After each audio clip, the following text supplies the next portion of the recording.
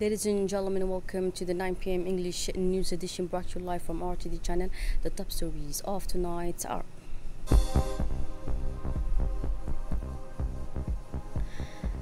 the President of the Republic arrives in Addis Ababa, Ethiopia to begin a series of missions in Ethiopia.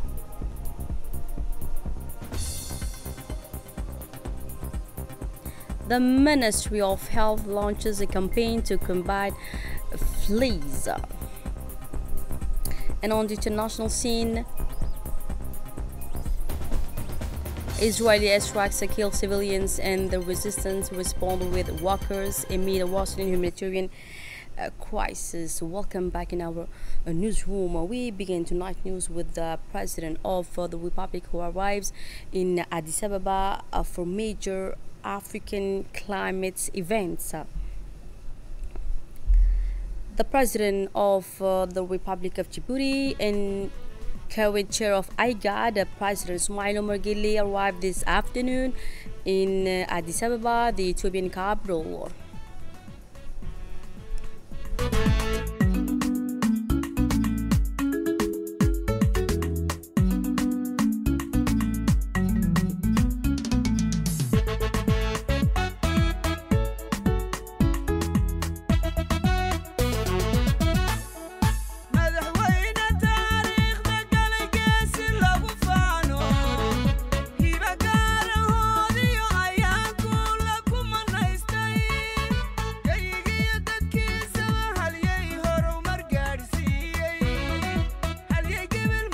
The President of the Republic of Djibouti is in Addis Ababa, the capital of Ethiopia, to participate in two major events, the Second African Climate Summit and the official inauguration of the Grand Ethiopian Renaissance Dam.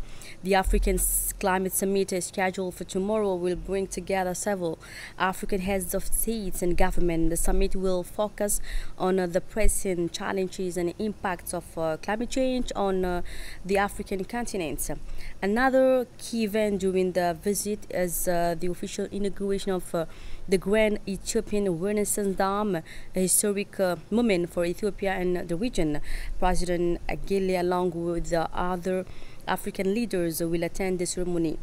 Upon his arrival at Addis Ababa International Airport, President Guelleh was warmly welcomed by Ethiopian Prime Minister Abiy Ahmed Ali.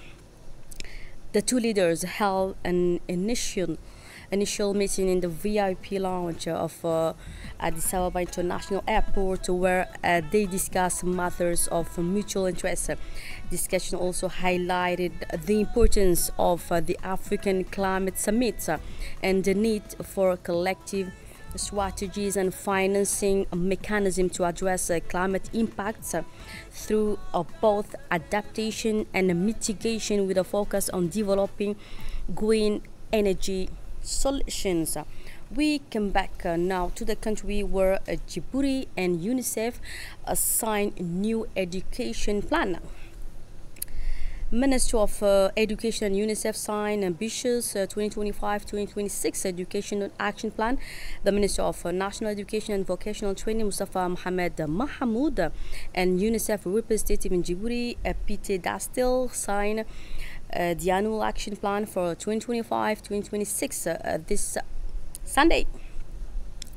The signing ceremony took place at the Ministry of Education in Djibouti City in the presence of senior officials from both the ministry and UNICEF. The plan outlines clear objectives, including increasing school enrollment and retention rates for girls, particularly in rural and underserved areas, strengthening the capacities of human resources and education sector, continuing the pilot program of integrated rural schools in 3 targeted regions, and enhancing the overall performances of the education systems. Taking the floor, UNICEF representative Mrs. Pite Dastil praised the strong and productive partnership with the ministry, of National Education, highlighting that this collaboration is a key pillar in achieving Djibouti's national education goals. This new plan reflects, she said, our shared commitment to making education a driver of development and social inclusion in Djibouti. We have just signed the 2025-2026 Education and Vocational Training Action Plan, and I'm very proud, she said. As always, we will pay special attention to remote areas, she finally concluded. For his side, the Minister of National Education and Vocational Training, Mustafa Mohamed Mahmoud, highlighted the significance of the occasion, describing the signing of the joint annual action plan with the UNICEF as a major step forward in the country's education strategy. He stated that the government had launched a large-scale initiative known as the Integrated Rural School Project, which he believes is key to improving access to education in remote areas.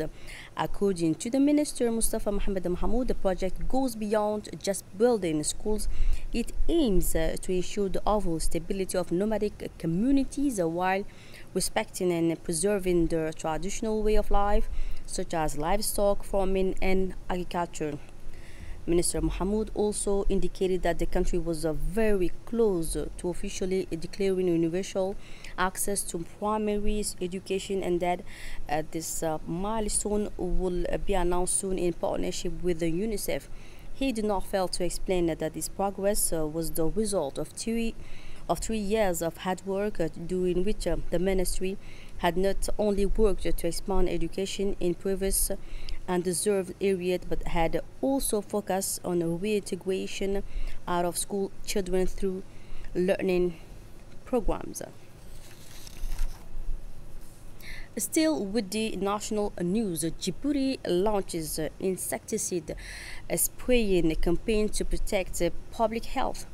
Under the leadership of the Minister of Health, Dr. Ahmed Robli Abdillah, the National Institute of Public Health in Djibouti, in coordination with the Governor of Djibouti City, has launched a large-scale insecticide spraying campaign. The initiative is part of the government's effort to protect public health and to reduce the spread of disease-carrying insects such as fleas and mosquitoes, which are known to transmit various infectious disease. Authorities stated that the campaign will cover priority areas with a particular focus on densely populated neighborhoods. The Director General of the Djibouti Institute of Public Health, Dr. Miad, highlighted the importance of today's meeting, stating, "We met with the regional prefect and the mayors to address the recent resurgence of fleas in Djibouti City. This meeting," he said, was held following directives from the Minister of Health, Dr. Ahmed Robli Abdillah. The objective was to coordinate the upcoming fumigation campaign and decide where and how to begin. We have agreed to launch the campaign tomorrow morning at 9 a.m. It will start in the Balbala commune, followed by Bulaus and then Wasdika. We strongly believed, he said, in the principle that prevention is better than a cure, a message often emphasized by the President of the Republic. We are fully aligned with this approach and deeply appreciate the support of the President of the Republic, Ismail Omar Guelleh, he finally concluded. Another news now, Djibouti has marked a World Breastfeeding Week under the theme enabling breastfeeding and making a difference for working parents. The event was organized under the supervision of the Ministry of Health with support from UNICEF and civil society organizations.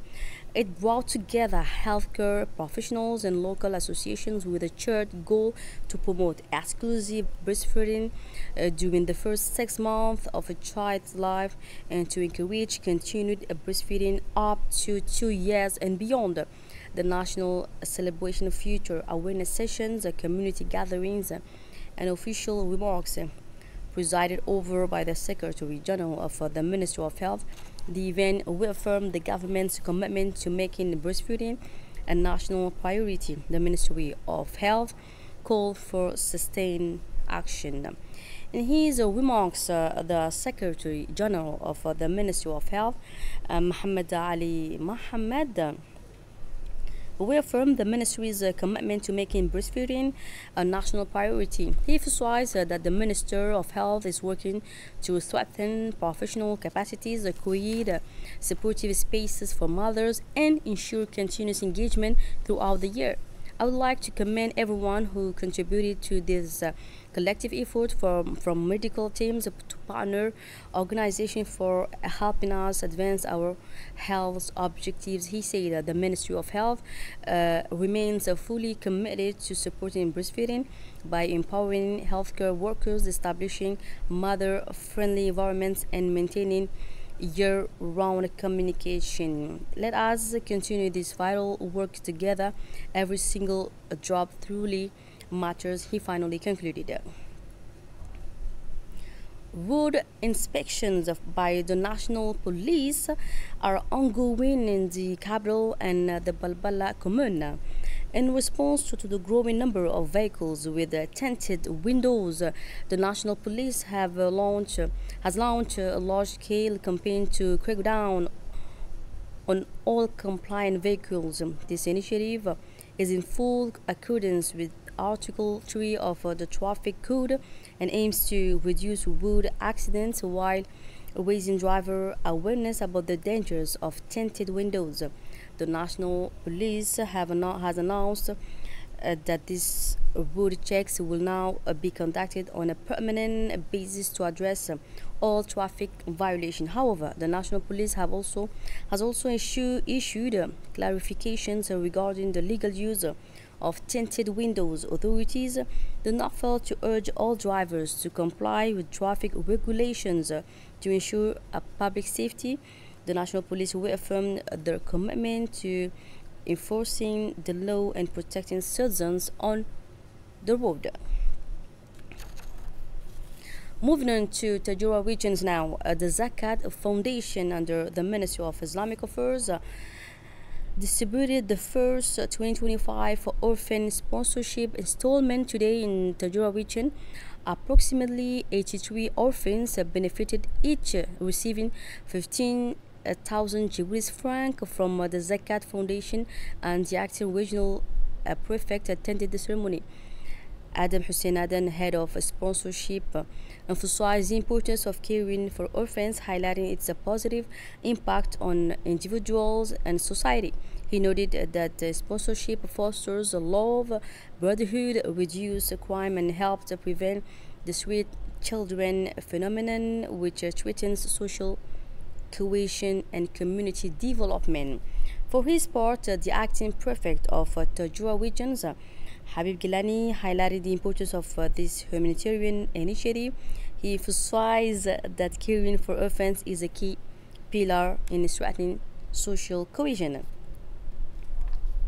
Let's turn now to the regional and international news. The traditional combat sport in South Sudan is more than just physical competition. It is a cultural ritual that reflects the deep identity of local communities, historically linked to ethnic groups like the Dinka, Mundari, and Latuka. It has evolved into organized championship that attracts thousands of audiences and promotes unity, peace, and national pride. And as I said at the top stories, Addis Ababa, the Ethiopian capital, hosted the second Africa Caribbean Summit with leaders and key international organizations. The focus is on justice, reform, and boosting cooperation across trade, health, and development. Carla Barnett, CARICOM Secretary General, calling it a historic opportunity, highlighting expanded African import-export bank activities in the Caribbean. The summit also launched the first joint health ministers council to strengthen health services between the two regions. In Gaza now, on day 702 of the Gaza war, 15 Palestinians, including children, were killed in Israeli airstrikes on shelters and displaced families. Hamas remains open to ceasefire talks while Israel rejects any deal not meeting its demands. Despite heavy attacks, Palestinians' rocket fire continues and Israel is preparing for a new war phase. That's it for tonight news. Thanks for being with us and have a good night.